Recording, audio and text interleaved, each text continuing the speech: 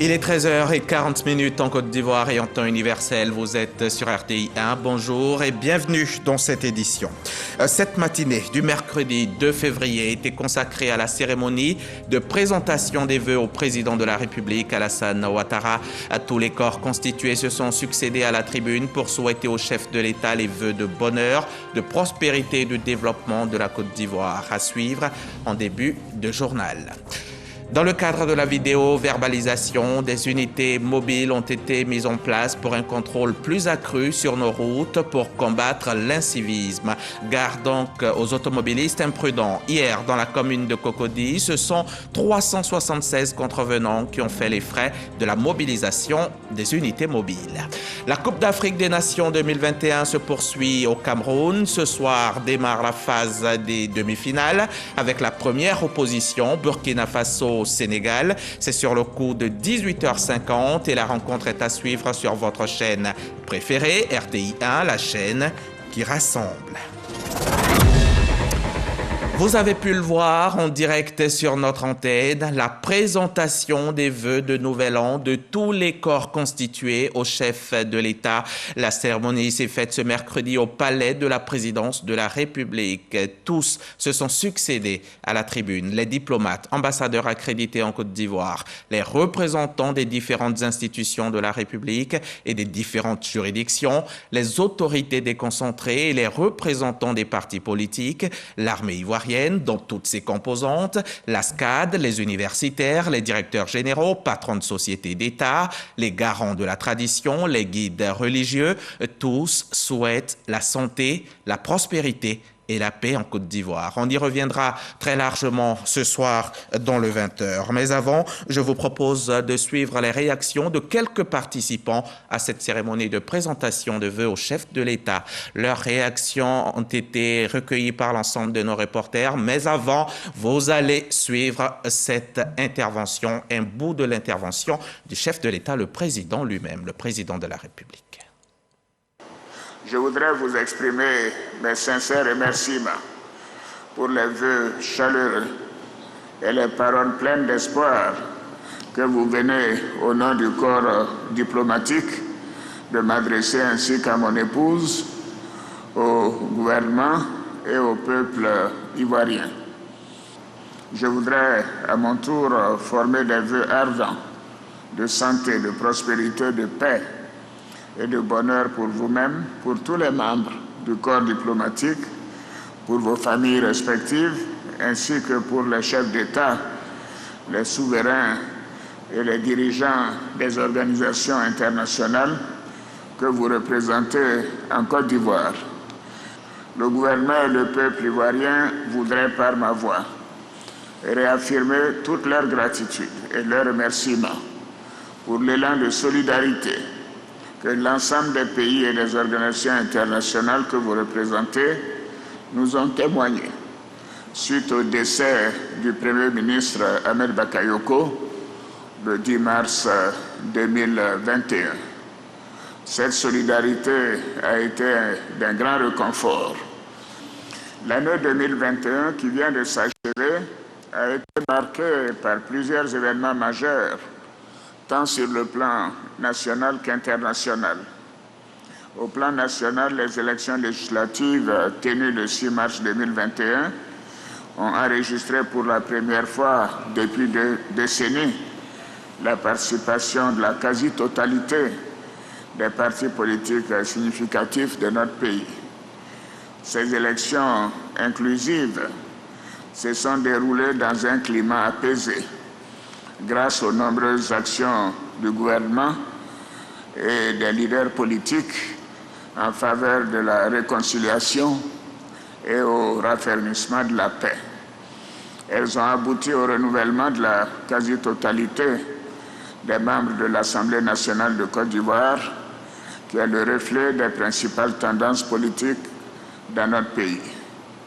Au niveau politique, je me réjouis du climat apaisé qui prévaut dans notre pays et que nous devons continuer de consolider avec la reprise du dialogue politique entre les principaux acteurs politiques et la société civile, conformément à notre vision d'une Côte d'Ivoire solidaire exprimée dans notre programme de société 2021-2025.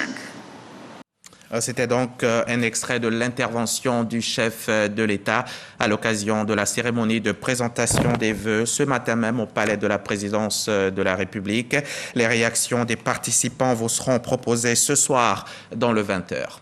L'armée ivoirienne, tout comme la police nationale et les agents des eaux et forêts, ont vu leur capacité opérationnelle renforcée par le CNS, le Conseil national de sécurité.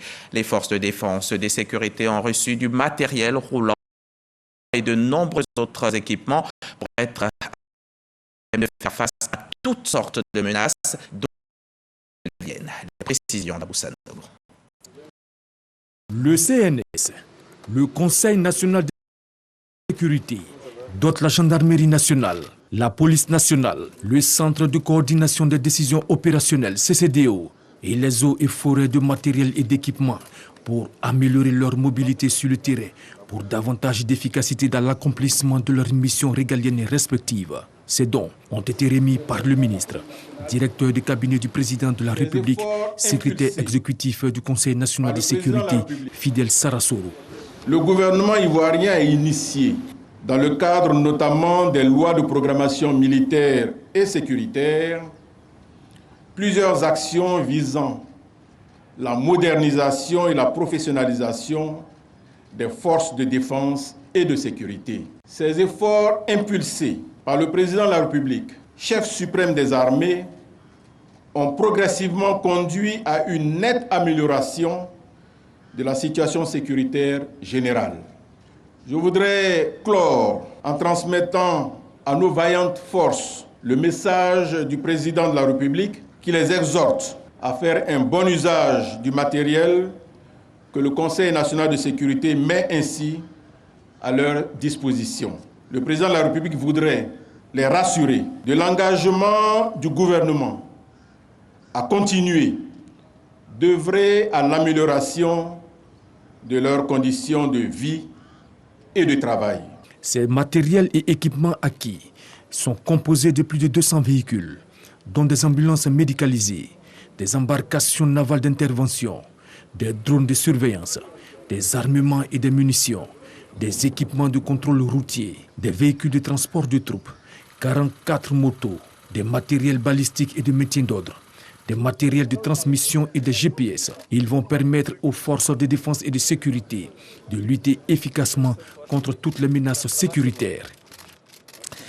De 615 francs, le prix de l'essence super à la pompe est passé à 635 francs CFA le litre. Cela depuis hier et ce jusqu'au 28 février prochain. De 615 à 635 francs, c'est donc 20 francs CFA de plus. Et cette augmentation ne concerne que l'essence super. Le prix du litre du gasoil demeure à 615 francs CFA. Le prix du pétrole lampant reste également inchangé, 555 francs CFA. Jean-Louis Gbagbo était hier à la conférence de presse de la Direction générale des hydrocarbures. Son compte rendu. 635 francs CFA. C'est avec ce nouveau prix du litre de l'essence super sans plomb que les Ivoiriens ont commencé leur mois de février. La traditionnelle note diffusée par la Direction générale des hydrocarbures chaque début de mois contenait, pour cette fois-ci, un changement dans la ligne réservée au super sans plomb. Depuis avril 2021, le prix de ce carburant est resté inchangé à 615 francs CFA le litre, tout comme le gasoil ou encore le pétrole lampant. Ces deux derniers produits ont conservé leur prix, à savoir 615 francs et 555 francs CFA le litre. Par ailleurs, le prix de la bouteille de gaz butane de 6 kg reste fixé à 2000 francs CFA. De même, la bouteille de 12,5 kg, très prisée des ménages, demeure inchangée à 5200 francs CFA. L'ajustement des prix des produits pétroliers en Côte d'Ivoire, faut-il le rappeler, se fait chaque mois conformément aux dispositions du mécanisme automatique des prix des hydrocarbures sur le marché international. La hausse répétée du prix du baril de pétrole sur ce marché a donc eu raison de plus de 10 mois de stabilité du prix du super ivoirien. Entre janvier 2020 et janvier 2021, le baril oscillait entre 20 $ et 55 $. Il est désormais à près de 90 $. Les automobilistes de Côte d'Ivoire surveillés comme du lait sur le feu. La vidéo-verbalisation, vous connaissez certainement. La technologie fait ses preuves depuis plusieurs mois déjà, mais loin d'en être satisfait, le gouvernement a décidé d'aller encore plus loin. Des unités mobiles sont mises en place et elles sont mobilisées en permanence sur les routes. Hier, rien qu'en une demi-heure, près de 400 contrevenants ont été épinglés dans la zone de Cocody-Angré. Ici, c'est Cocody-Angré, CHU, prolongement de la nouvelle route vers Djorogobiti. André Aonon vient d'être verbalisé par les éléments de la police routière déployés sur cet axe devenu en si peu de temps accidentogène. La raison, l'automobiliste roulait à plus de 70 km/h, là où la vitesse maximale autorisée est de 60. 70 à l'heure, c'est vraiment trop peu. 80 à l'heure, ça va. 70 à l'heure, bon voilà, c'est un peu trop limite quand même. 80 à l'heure, c'est bon.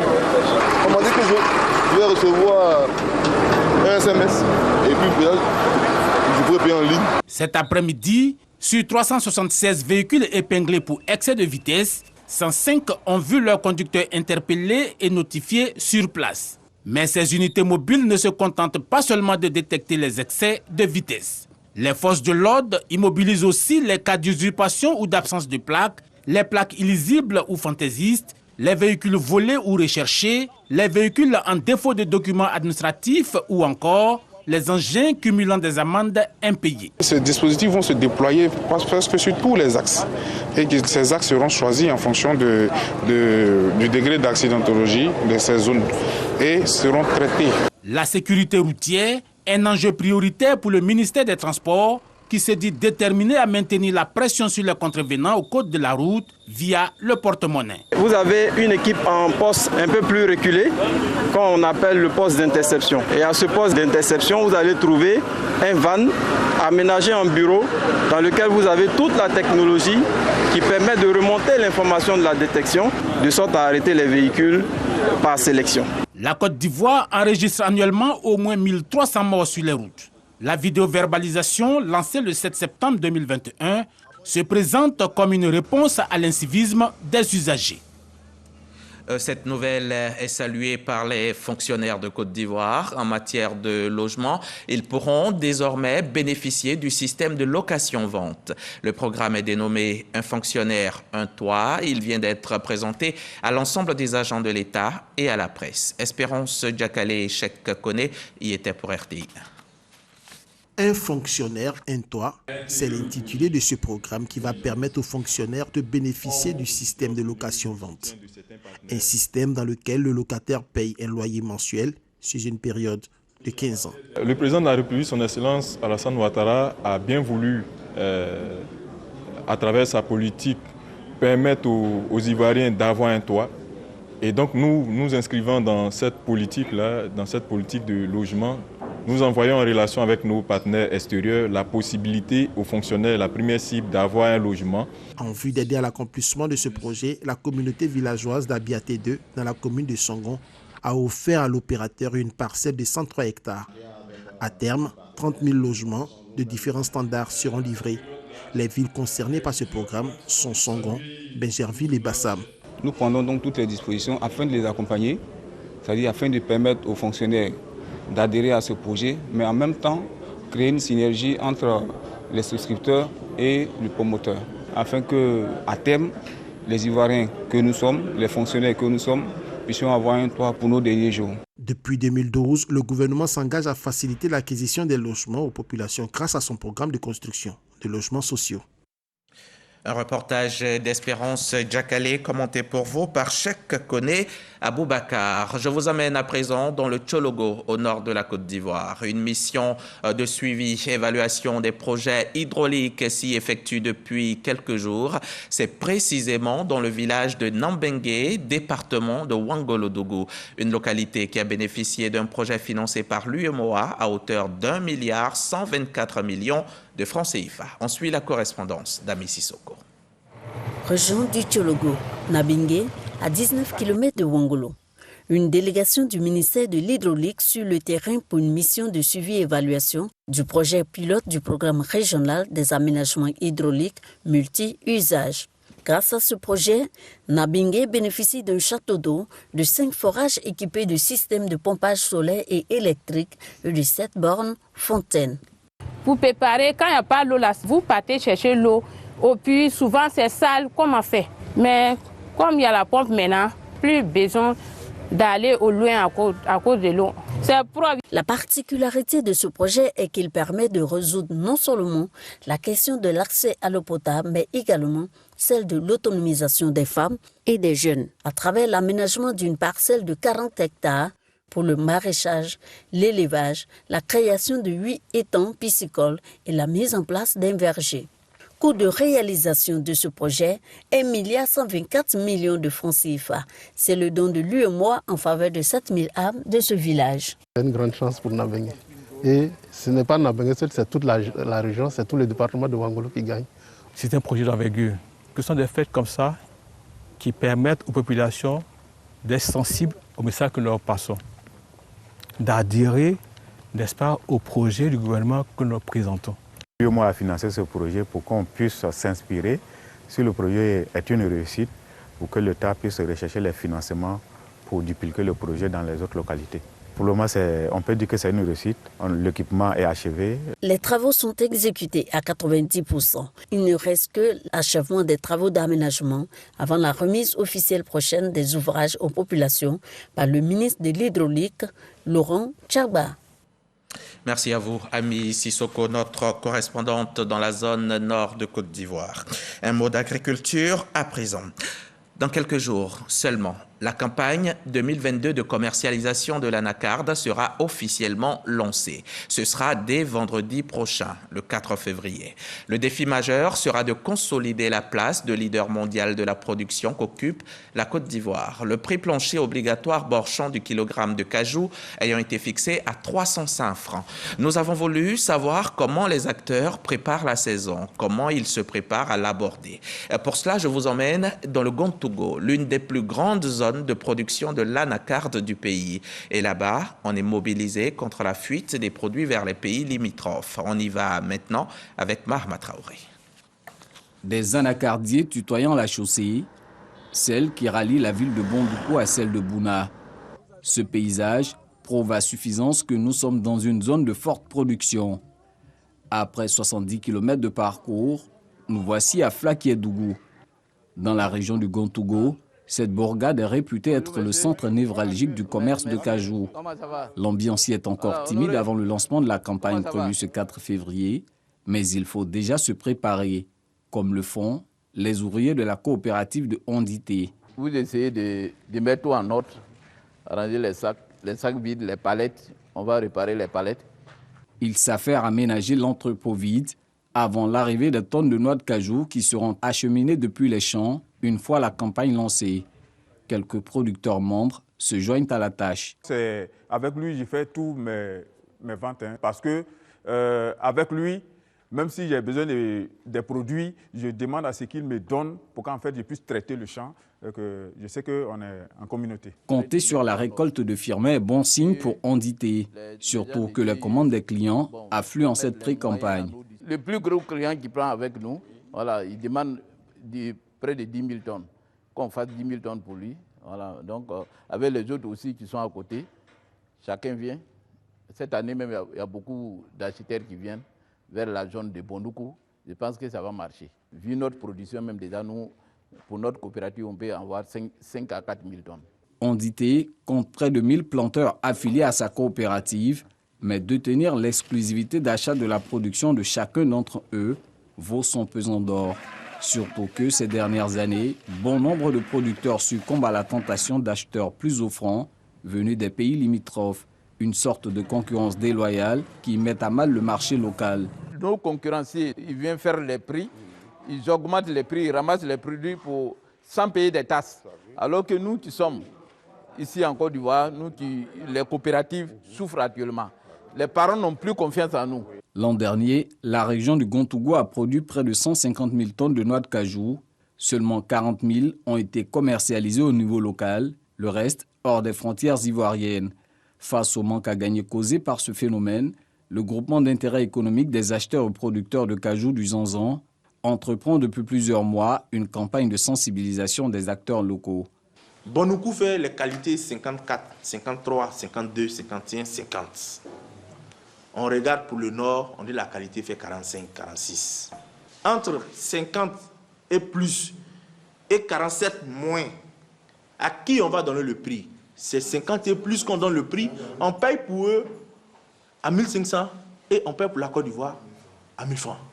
Alors que les 50 et plus là, c'est quitté ici, en Côte d'Ivoire ici. Nous devons démontrer au monde entier que la qualité qui fait la différence des prix, cette qualité-là vient d'ici, vient du Zanzan. C'est environ 50 milliards de francs CFA que ce trafic illicite fait perdre à l'économie nationale par an. C'est aussi une menace pour la future zone industrielle dédiée au cajou que l'État prévoit de bâtir sur ce site de 15 hectares situé à l'entrée de la ville de Bondoukou. Une première en Côte d'Ivoire. Le premier pays producteur mondial entend ainsi gravir des échelons sur le segment de l'industrialisation de la filière. En 2021, la Côte d'Ivoire s'est hissée au premier rang africain des pays transformateurs de cajou et au 3e rang mondial. Retour à Flakiédougou où nous retrouvons Nicolas.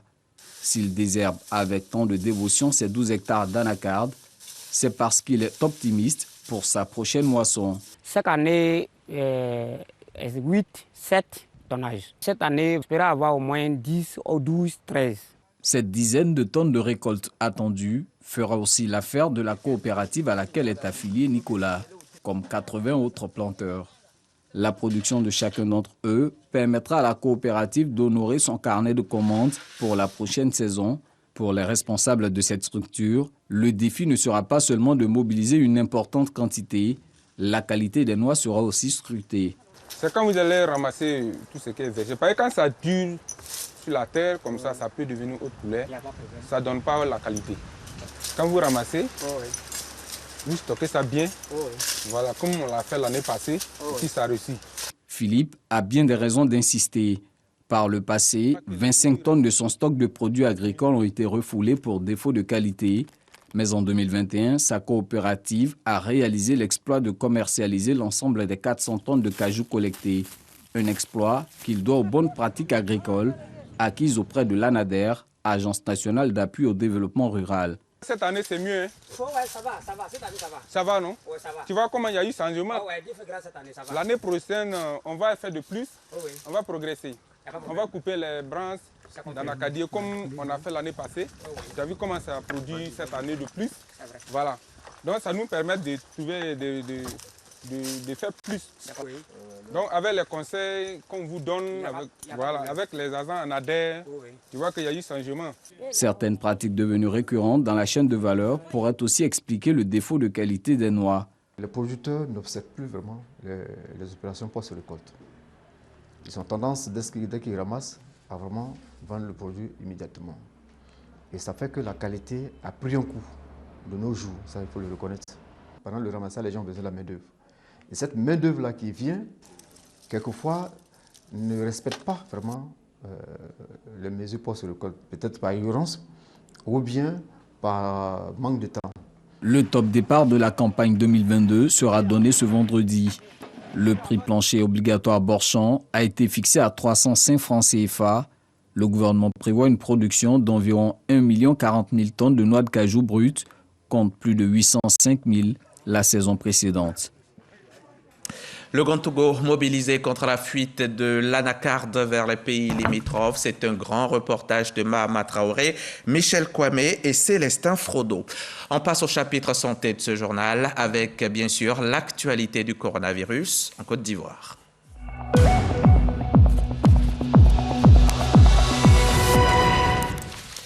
785 décès en Côte d'Ivoire depuis mars 2020 du fait du coronavirus. La pandémie de Covid, qui ne baisse toujours pas d'intensité, a touché 65 personnes hier pour un total de 80 783 cas confirmés depuis près de 2 ans et 1789 cas sont encore actifs à ce jour. Le combat est donc loin d'être terminé. Le virus est solide et il tient bon. Nous devons en faire autant, tenir bon, sans relâchement des gestes barrières. Alors, on n'oublie pas les masques de protection et surtout, on continue de se laver les mains.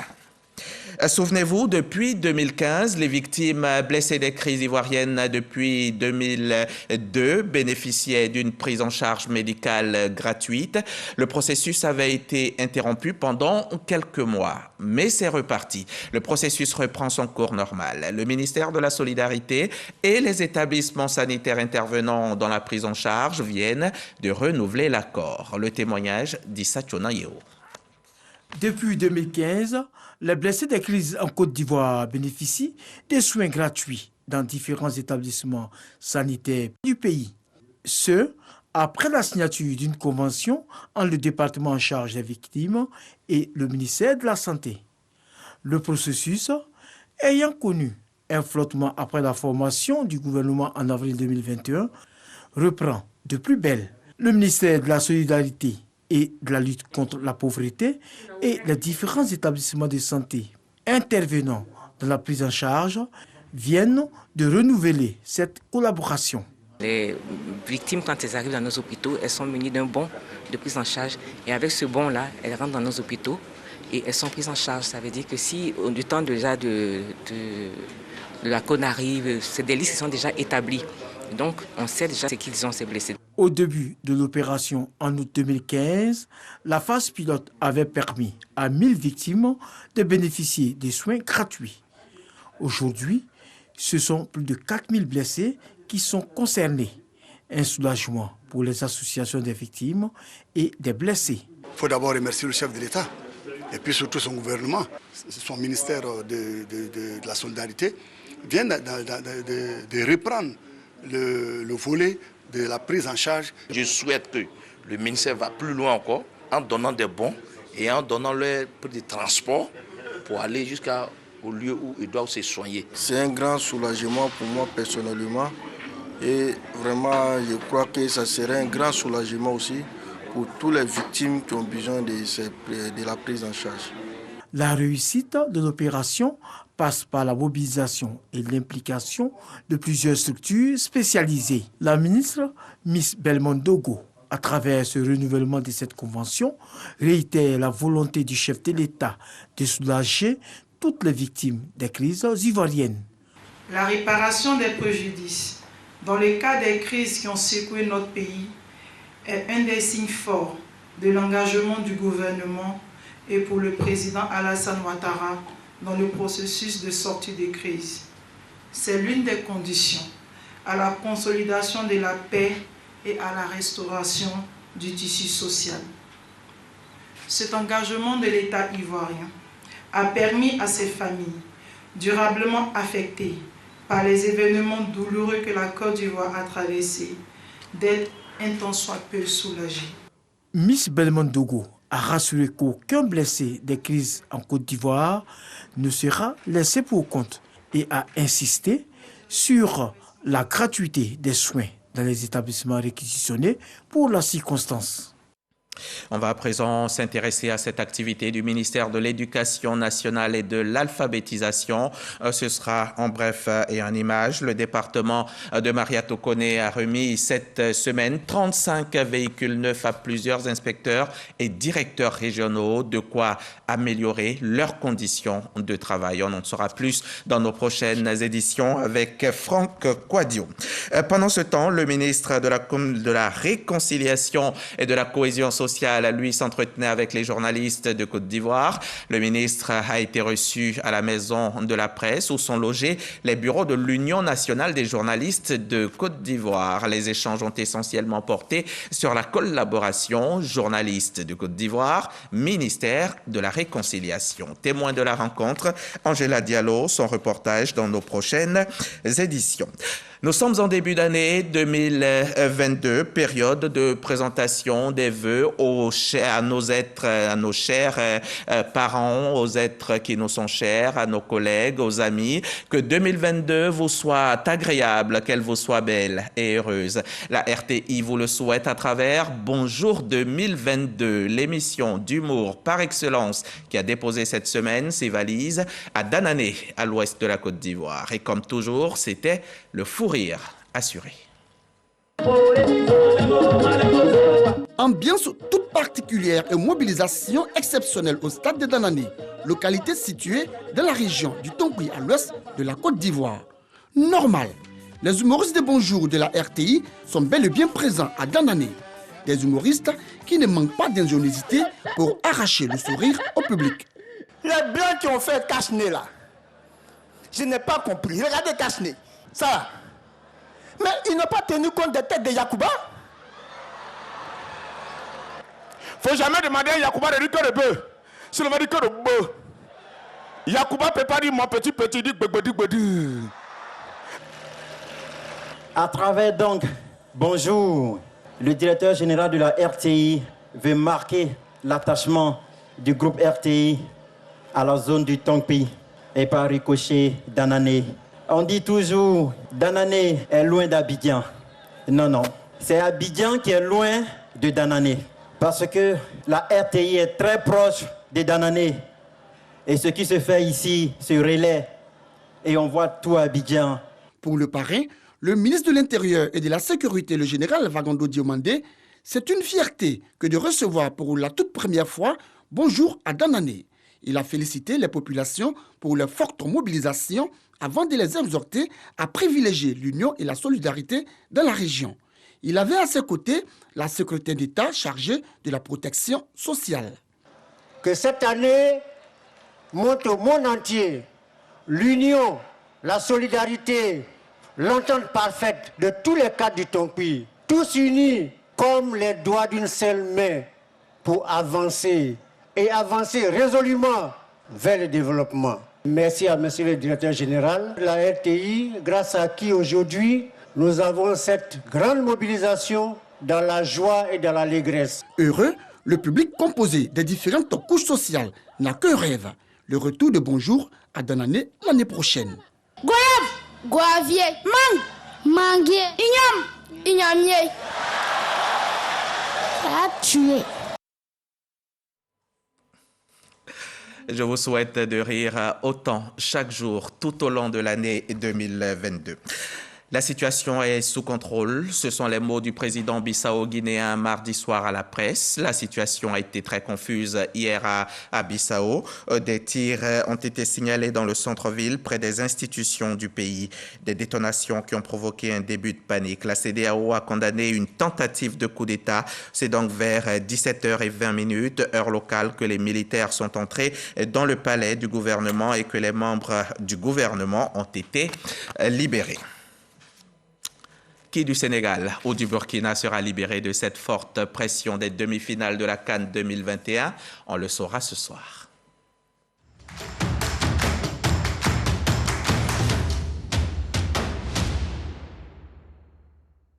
Le Sénégal était attendu à ce stade des demi-finales de la CAN 2021. Le Burkina Faso, encore moins. Qu'importe, les Lions devront encore hisser leur niveau de jeu ce mercredi 2 février pour espérer franchir l'obstacle des étalons et disputer leur deuxième finale de CAN d'affilée. La rencontre est prévue pour ce soir à 18h50. C'est à suivre sur RTI 1, la chaîne au cœur des grands événements. Merci de nous avoir suivis. Comme toujours, je serai heureux de vous retrouver demain.